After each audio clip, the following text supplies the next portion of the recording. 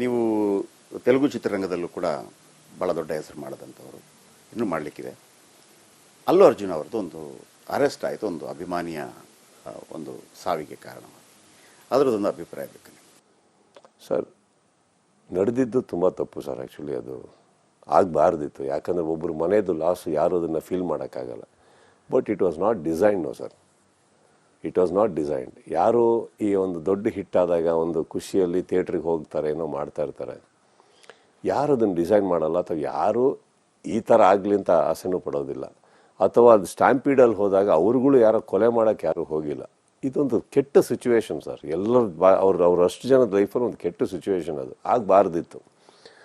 ಏನಾಗುತ್ತೆ, ಅವ್ರನ್ನ ಹೊಣೆ ಇಟ್ಕೊಂಡು ಅವ್ರಿಗೆ ತಪ್ಪು, ಅವ್ರದ್ದೇ ತಪ್ಪು ಅನ್ನೋದು ತಪ್ಪಾಗುತ್ತೆ. ಬಟ್ ಇದನ್ನ ನೋಡಿ ನಾವುಗಳು ಪಾಠ ಕಲ್ತಿಲ್ಲ ಅಂದರೂ ತಪ್ಪಾಗುತ್ತೆ. ನೆಕ್ಸ್ಟ್ ಟೈಮ್ ಹೋಗ್ಬೇಕಾದ್ರೆ ಪ್ರೋಟೋಕಾಲ್ ಅರೇಂಜ್ ಮಾಡ್ಕೊಬೇಕು, ಪೊಲೀಸಿಗೆ ಇನ್ಫಾರ್ಮ್ ಮಾಡಬೇಕಾಗುತ್ತೆ. ಇವೆಲ್ಲ ಇದನ್ನ ಎಕ್ಸ್ಪೆಕ್ಟ್ ಮಾಡಿದ್ದಿದ್ರೆ ಅವರು ಮಾಡಿರೋರು ಬಹುಶಃ. ಇಷ್ಟೆಲ್ಲ ತಿಳುವಳಿಕೆ ಎಲ್ರಿಗೂ ಇದೆ. ಯಾರು ಎಕ್ಸ್ಪೆಕ್ಟ್ ಮಾಡಲಿಲ್ಲ ಸರ್. ಇವಾಗ ಫಸ್ಟ್ ಟೈಮು ಒಂದೇನೋ ತಪ್ಪು ನಡೆಯೋ ತನಕ ಲಾಲ್ ಒಂದು ಹೊಸ ಲೈನ್ ಬರಲ್ಲ. ಹಿಂಗೂ ಮಾಡ್ತಾರೆ ಕಳ್ಳರು ಅಂದ್ಬಿಟ್ಟು ಇನ್ನೊಂದು ಹೊಸ ಲೈನ್ ಬರೀತಾರೆ. ಕರೆಕ್ಟ್. ಫಸ್ಟ್ ಬಂದೆ ಕಳ್ತನ, ತಪ್ಪು, ಕೊಲೆ ಸರ್. ಆಮೇಲೆ ಲಾಭ ಕೊಟ್ಟಿದ್ದು ಹೌದಾ ಇಲ್ಲ? ಫಸ್ಟ್ ತಪ್ಪು, ಆಮೇಲೆ ಲಾ. ಅದು ನಡೀತಾ ಇದೆ. ಹಿಂಗೂ ಇದೆಯಾ, ಹಿಂಗೂ ಬರೀಬೇಕು ಅಂತ ಹೋಗ್ತಾ ಇರುತ್ತೆ. ದಟ್ ಇಸ್ ವಾಟ್ ಇಸ್ ಲಾ. ಹಾಗೆ ಇದೆಲ್ಲ ನಡೆಯೋ ತನಕನೂ ಯಾರಿಗೂ ಗೊತ್ತಾಗಲ್ಲ ಹೀಗೂ ನಡೆಯುತ್ತೆ ಅಂತ. ಕರೆಕ್ಟ್. It hertz. ಒಂದು ಆರ್ಟಿಸ್ಟ್ ಆಗಿ ನಮ್ಮ ಜೀವನದಲ್ಲಿ ಈ ಥರ ನಡೀತು ಅಂದಾಗ ಅದೊಂದು ಗಿಲ್ಟ್ ಎತ್ಕೊಂಡು ನಾವು ಬದುಕಬೇಕಾಗುತ್ತೆ ಸರ್. ನಮಗೆ ಅದೆಲ್ಲ ಖುಷಿ ಕೊಡಲ್ಲ. ಸೊ ತಪ್ಪು ಸರ್, ಅದು ಆಗಿರೋ ತಪ್ಪು. ಬಟ್ ಅವ್ರನ್ನೂ ಹೊಣೆಗಾರರಾಗಿ ಇಟ್ಕೊಳ್ಳೋದು ತಪ್ಪಾಗುತ್ತೆ. 100% I'm sure that he is big enough and good enough to understand and rectify these things. And ಅವರೊಂದು ಪಾಪ ಆಸೆ ಪಟ್ಟು ಒಂದು ಪಿಕ್ಚರ್ ಮಾಡೋಕ್ಕೆ ಹೋದ್ರು ಅಷ್ಟೇ ಸರ್. ಜೋರಾಗಿ ಹೋಗೋದು ಕನ್ಸ್ಕೊಂಡ್ರು, ಜೋರಾಗಿ ಹೋಗೋದು ನೋಡೋಕೆ ಥಿಯೇಟ್ರಿಗೆ ಹೋದ್ರು, ಏನೇನೋ ನಡೆದೋಯ್ತು. ಇಷ್ಟೇ ಆ್ಯಕ್ಚುಲಿ ನಡೆದಿರೋದು. ಸೊ ಅದನ್ನು I think I am sure they will rectify it well. ಇನ್ನೊಂದು ಪ್ರಶ್ನೆ, ಪುನೀತ್ ರಾಜ್ಕುಮಾರ್ ಅಂತ ದೊಡ್ಡ ಸ್ಟಾರ್ ಇದ್ರು ನಮ್ಮಲ್ಲಿ. ಎಲ್ರಿಗೂ ಭಾಳ ಬೇಸರದ ವಿಚಾರ, ಅವ್ರಿಗೊಂದು ದೊಡ್ಡ ಫ್ಯಾನ್ ಬೇಸ್ ಇತ್ತು.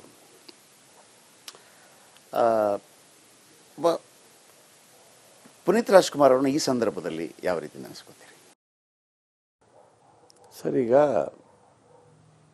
ಭಾಳ ಒಂದು ದೊಡ್ಡ ತುಂಬ ಪ್ರೀತಿಯಾದಂಥ ವ್ಯಕ್ತಿ. ನನಗೆ ಸ್ಟಾರ್ ಥರ ನೋಡೋಕ್ಕಾಗಲ್ಲ. ಪ್ರೀತಿಯಾದಂಥ ವ್ಯಕ್ತಿ ನಮ್ಮ ಭಾಗಕ್ಕೆ. ನಾವೆಲ್ಲ ಅಕ್ಕಪಕ್ಕ ಓಡಾಡ್ಕೊಂಡಿದ್ದವರಲ್ಲ. ಅಫ್ಕೋರ್ಸ್ ಅವ್ರ ಫ್ಯಾನ್ಗಳಿಗೆ, ಥಿಯೇಟ್ರಿಗೆ ದೊಡ್ಡ ಸ್ಟಾರ್, ಪ್ರೀತಿಯಾದಂಥ ಒಬ್ಬ ವ್ಯಕ್ತಿ. ಸೊ ಅದು ಯಾರು ಎಕ್ಸ್ಪೆಕ್ಟ್ ಮಾಡ್ತಾರೆ ಸರ್? ಆ ಥರ ಯಾರು ಎಕ್ಸ್ಪೆಕ್ಟ್ ಮಾಡ್ತಾರೆ? ಆ ಥರ ಎಲ್ರಿಗೂ ಶಾಕರೇ ಅದು. ಅದಾಗಿದ್ದು ಬರೀ ಶಾಕ್ ಮಾತ್ರ ಅಲ್ಲ, ಎಲ್ಲರಿಗೂ ಹೆದರಿಸ್ಬಿಡ್ತದು. ಏನಿದು ಹಿಂಗೆ ಜೀವನ ಅನ್ನೋದೊಂದು ಎಲ್ಲರಿಗೂ ಹೆದರಿಸ್ಬಿಡ್ತು. ಬಟ್ ನನಗೆ ಗೊತ್ತಿರೋಂಗೆ ಎಷ್ಟೋ ಜನ ಅದರಿಂದ ತುಂಬ ಬದಲಾಗಿದ್ದು ಉಂಟು. ಅಯ್ಯೋ ಬಾಡಪ್ಪ, ಇನ್ಮೇಲೆ ಯಾಕೆ ಹಿಂಗಿದ್ದು ಬಿಡೋಣ ಅಂದ್ಬಿಟ್ಟು ಅಂತ. ಬಟ್ ಅವ್ರ ಫ್ಯಾನ್ಸ್ ಕೂಡ ಅಷ್ಟೇ ಚಿಕ್ಕವರು ವಯಸ್ಸಿನಲ್ಲಿ. ಯಾವುದೋ ದೊಡ್ಡ ಹಿರಿಯರಾಗಿ ಏನಾರಾದರೆ ಪರವಾಗಿಲ್ಲ, ಅವ್ರ ನೋವು ಅರ್ಥ ಆಗುತ್ತೆ ಸರ್. ಅವತ್ತು ನಾವು ಎಷ್ಟೋ ಸತಿ ಭೇಟಿ ಮಾಡಿದ್ದೀವಿ, ಎಲ್ಲ ಮಾಡಿದ್ದೀವಿ, ನೋಡಿದ್ದೀನಿ. ಆ ನೋವು ಅರ್ಥ ಆಗುತ್ತೆ. ಅದೆಲ್ಲೂ ಫೀಲ್ ಮಾಡೋಕ್ಕಾಗಲ್ಲ. ಸೊ ಅಫ್ಕೋರ್ಸ್ ಆ ವಯಸ್ಸಲ್ಲಿ, ಆ ಏಜಲ್ಲಿ ತುಂಬ ಸಾಧನೆಗಳನ್ನು ಮಾಡಿ ಇನ್ನಷ್ಟು ಏನೇನೋ ಎಕ್ಸ್ಪೆಕ್ಟೇಷನ್ಸ್ ಇರ್ಬೇಕಾದ್ರೆ ದಿಢೀರಂತಾಗಿದ್ದು ಕೊರತೆ ಖಂಡಿತ. ಅವೆಲ್ಲ ಯಾರ ಕೈಲೂ ಫೀಲ್ ಮಾಡೋಕ್ಕಾಗಲ್ಲ. That's a very huge void that cannot be filled. I think ಅದುದ ಒಂದು ಗೌರವ ಸ್ಥಾನ ಇದೆ. ನೀವು ತೆಲುಗು ಚಿತ್ರರಂಗದಲ್ಲೂ ಕೂಡ ಭಾಳ ದೊಡ್ಡ ಹೆಸರು ಮಾಡಿದಂಥವರು, ಇನ್ನೂ ಮಾಡಲಿಕ್ಕಿದೆ. ಅಲ್ಲು ಅರ್ಜುನ್ ಅವ್ರದ್ದು ಒಂದು ಅರೆಸ್ಟ್ ಆಯಿತು, ಒಂದು ಅಭಿಮಾನಿಯ ಒಂದು ಸಾವಿಗೆ ಕಾರಣವಾಯಿತು. ಅದರದ್ದೊಂದು ಅಭಿಪ್ರಾಯ ಬೇಕು ಸರ್. ನಡೆದಿದ್ದು ತುಂಬ ತಪ್ಪು ಸರ್. ಆ್ಯಕ್ಚುಲಿ ಅದು ಆಗಬಾರ್ದಿತ್ತು. ಯಾಕಂದರೆ ಒಬ್ಬರು ಮನೆಯದು ಲಾಸು ಯಾರು ಅದನ್ನು ಫೀಲ್ ಮಾಡೋಕ್ಕಾಗಲ್ಲ. But it was not designed. No sir, it was not designed. ಯಾರು ಈ ಒಂದು ದೊಡ್ಡ ಹಿಟ್ ಆದಾಗ ಒಂದು ಖುಷಿಯಲ್ಲಿ ಥಿಯೇಟ್ರಿಗೆ ಹೋಗ್ತಾರೆ, ಏನೋ ಮಾಡ್ತಾ ಇರ್ತಾರೆ, ಯಾರು ಅದನ್ನು ಡಿಸೈನ್ ಮಾಡಲ್ಲ, ಅಥವಾ ಯಾರು ಈ ಥರ ಆಗಲಿ ಅಂತ ಆಸೆನೂ ಪಡೋದಿಲ್ಲ. ಅಥವಾ ಅದು ಸ್ಟ್ಯಾಂಪೀಡಲ್ಲಿ ಹೋದಾಗ ಅವ್ರುಗಳು ಯಾರೋ ಕೊಲೆ ಮಾಡೋಕ್ಕೆ ಯಾರೂ ಹೋಗಿಲ್ಲ. ಇದೊಂದು ಕೆಟ್ಟ ಸಿಚುವೇಶನ್ ಸರ್. ಅವ್ರ ಅಷ್ಟು ಜನದ ಲೈಫಲ್ಲಿ ಒಂದು ಕೆಟ್ಟ ಸಿಚುವೇಶನ್. ಅದು ಆಗಬಾರ್ದಿತ್ತು. ಏನಾಗುತ್ತೆ, ಅವ್ರನ್ನ ಹೊಣೆ ಇಟ್ಕೊಂಡು ಅವ್ರಿಗೆ ತಪ್ಪು, ಅವ್ರದ್ದೇ ತಪ್ಪು ಅನ್ನೋದು ತಪ್ಪಾಗುತ್ತೆ. ಬಟ್ ಇದನ್ನ ನೋಡಿ ನಾವುಗಳು ಪಾಠ ಕಲ್ತಿಲ್ಲ ಅಂದರೂ ತಪ್ಪಾಗುತ್ತೆ. ನೆಕ್ಸ್ಟ್ ಟೈಮ್ ಹೋಗ್ಬೇಕಾದ್ರೆ ಪ್ರೋಟೋಕಾಲ್ ಅರೇಂಜ್ ಮಾಡ್ಕೊಬೇಕು, ಪೊಲೀಸಿಗೆ ಇನ್ಫಾರ್ಮ್ ಮಾಡಬೇಕಾಗುತ್ತೆ. ಇವೆಲ್ಲ ಇದನ್ನ ಎಕ್ಸ್ಪೆಕ್ಟ್ ಮಾಡಿದ್ದಿದ್ರೆ ಅವರು ಮಾಡಿರೋರು ಬಹುಶಃ. ಇಷ್ಟೆಲ್ಲ ತಿಳುವಳಿಕೆ ಎಲ್ರಿಗೂ ಇದೆ. ಯಾರು ಎಕ್ಸ್ಪೆಕ್ಟ್ ಮಾಡಲಿಲ್ಲ ಸರ್. ಇವಾಗ ಫಸ್ಟ್ ಟೈಮು ಒಂದೇನೋ ತಪ್ಪು ನಡೆಯೋ ತನಕ ಲಾಲ್ ಒಂದು ಹೊಸ ಲೈನ್ ಬರಲ್ಲ. ಹಿಂಗೂ ಮಾಡ್ತಾರ ಕಳ್ಳರು ಅಂದ್ಬಿಟ್ಟು ಇನ್ನೊಂದು ಹೊಸ ಲೈನ್ ಬರೀತಾರೆ. ಕರೆಕ್ಟ್. ಫಸ್ಟ್ ಬಂದೆ ಕಳ್ತನ ತಪ್ಪು ಕೊಲೆ ಸರ್, ಆಮೇಲೆ ಲಾಭ ಕೊಟ್ಟಿದ್ದು. ಹೌದಾ ಇಲ್ಲ? ಫಸ್ಟ್ ತಪ್ಪು ಆಮೇಲೆ ಲಾ. ಹಾ, ಅದು ನಡೀತಾ ಇದೆ. ಹಿಂಗೂ ಇದೆಯಾ ಹಿಂಗೂ ಬರಿಬೇಕು ಅಂತ ಹೋಗ್ತಾ ಇರುತ್ತೆ. ದಟ್ ಇಸ್ ವಾಟ್ ಇಸ್ ಲಾ. ಹಾಗೆ ಇದೆಲ್ಲ ನಡೆಯೋ ತನಕನೂ ಯಾರಿಗೂ ಗೊತ್ತಾಗಲ್ಲ ಹೀಗೂ ನಡೆಯುತ್ತೆ ಅಂತ. ಕರೆಕ್ಟ್. It hertz. ಒಂದು ಆರ್ಟಿಸ್ಟ್ ಆಗಿ ನಮ್ಮ ಜೀವನದಲ್ಲಿ ಈ ಥರ ನಡೀತು ಅಂದಾಗ ಅದೊಂದು ಗಿಲ್ಟ್ ಎತ್ಕೊಂಡು ನಾವು ಬದುಕಬೇಕಾಗುತ್ತೆ ಸರ್. ನಮಗೆ ಅದೆಲ್ಲ ಖುಷಿ ಕೊಡಲ್ಲ. ಸೊ ತಪ್ಪು ಸರ್, ಅದು ಆಗಿರೋ ತಪ್ಪು. ಬಟ್ ಅವ್ರನ್ನೂ ಹೊಣೆಗಾರರಾಗಿ ಇಟ್ಕೊಳ್ಳೋದು ತಪ್ಪಾಗುತ್ತೆ.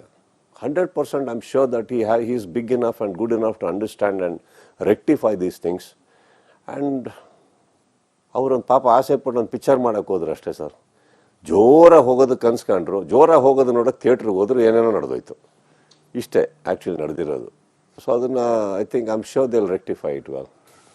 ಇನ್ನೊಂದು ಪ್ರಶ್ನೆ, ಪುನೀತ್ ರಾಜ್ಕುಮಾರ್ ಅಂತ ದೊಡ್ಡ ಸ್ಟಾರ್ ಇದ್ರು ನಮ್ಮಲ್ಲಿ.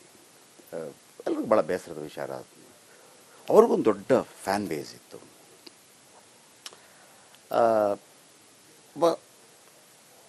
ಪುನೀತ್ ರಾಜ್ಕುಮಾರ್ ಅವ್ರನ್ನ ಈ ಸಂದರ್ಭದಲ್ಲಿ ಯಾವ ರೀತಿ ನೆನೆಸ್ಕೊತೀರಿ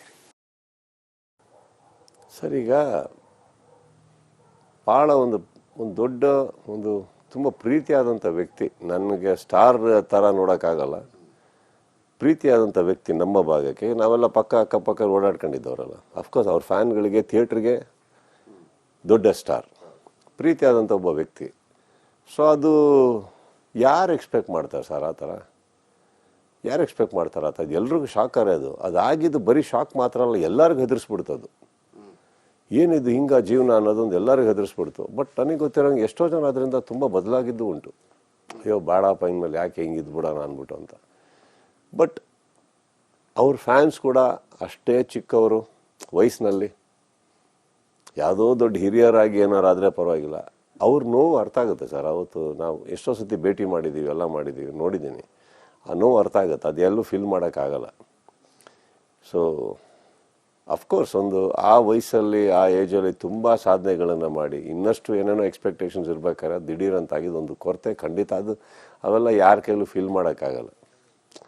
that's a very huge void that cannot be filled. I think ಅದುದ ಒಂದು ಗೌರವ ಸ್ಥಾನ ಇದೆ.